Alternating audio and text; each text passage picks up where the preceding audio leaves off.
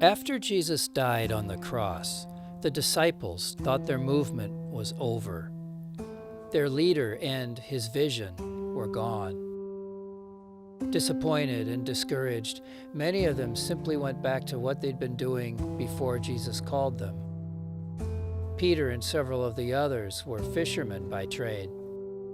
But one morning, in their boats out on the Sea of Galilee, Jesus appeared to them from the shore, but they didn't recognize him. As fishermen do, Jesus yelled out to them. He said, "You catching anything?"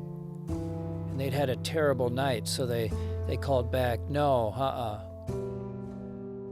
And so Jesus yells out to him. He says, "Throw your nets on the other side of the boat." And they do. And they catch so many fish that their nets begin to break. And this is not the first time that this has happened to the disciples, that a guy on shore yelling to fish the other side. And in that moment, Peter realizes that the guy on shore is the risen Lord. So Peter jumps out of the boat and he swims to shore. And when he gets there, there's a fire burning. And Jesus invites Peter to join him for breakfast.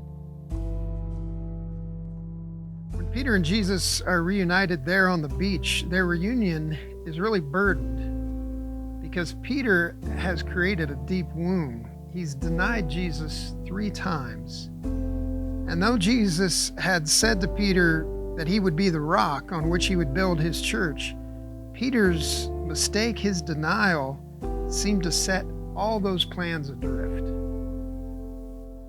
When Jesus pursues a conversation with Peter by the sea, Jesus neither ignores Peter's mistake nor shames him for them.